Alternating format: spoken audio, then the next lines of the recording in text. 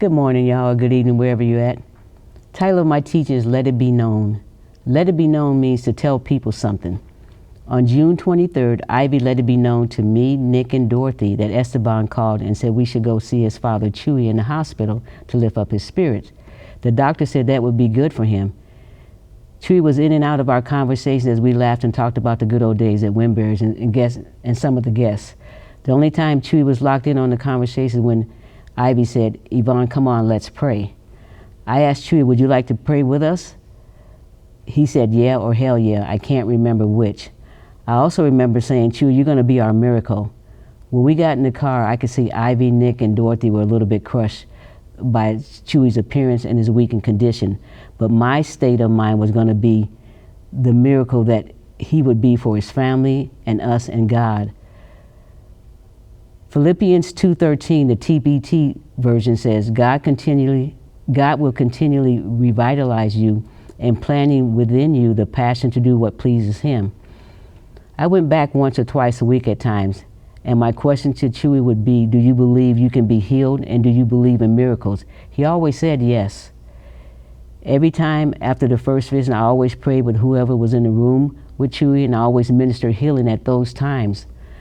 One of my blessed times was before I left the church that Sunday was Garrett letting it be known to me the power of the Father I have in my fingers and hands as he prayed over them. And that reaffirmed to me, Yvonne, go handle Father's business.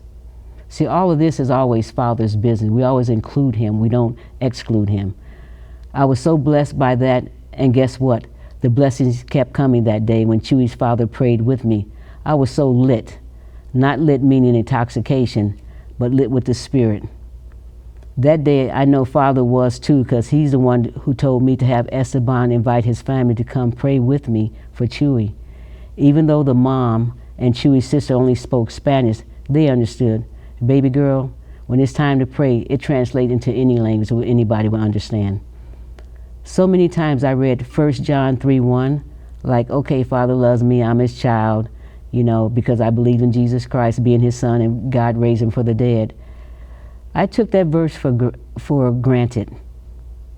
And that's not cool, because I don't need to take anything that God does for me for granted. Father deserves better from me, and he also deserves better from you. Let's look at what Father let it be known to me in this gem of a verse. TBT version, 1 John 3:1. Look with wonder at the depth of the Father's marvelous love that he has lavished on us. He has called us and made us his very own beloved children. Let's start with the word wonder. How do you look at wonder? Well, wonder is a cause of astonishment or admiration. Hear ye, God admires us. Isn't that crazy, dude? He formed, made, and created us, but God admires us when we should be admiring him. Next is the word lavish, which means give out in great abundance. So here we go, baby boy or baby girl. Father gave us his all. His all. Number one, his love, so we don't feel guilty or shame that he wouldn't be there for us no matter what. Number two, his son, to teach and show us how to walk in this crooked and perverse world with the gifts of the Spirit. Galatians 5:22-24. And finally, y'all, his power. We can operate 1 Corinthians 12:7-11 at any time or any given situation. And you know what? Not only for believers, but for unbelievers too. And we should do that. We should let people know that this is available for us to do once we become God's kids.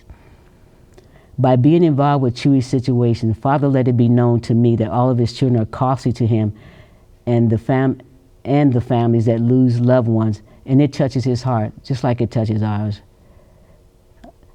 I like to close with words from Father that Garrett let it be known to me. Garrett is our lead pastor here at Grace Christian Fellowship. And when Garrett called me and he says, "How you doing?" once I found that Chewy did pass on June 28th. But guess what? That miracle that I was expecting, it happened. Because the doctors only gave Chewy a couple of days to live, and he lived a lot longer. So let me read what Garrett said to me. Yvonne, I believe that the Spirit led you to be with Chewy and his family during the toughest times of their life so that they could experience Jesus Christ.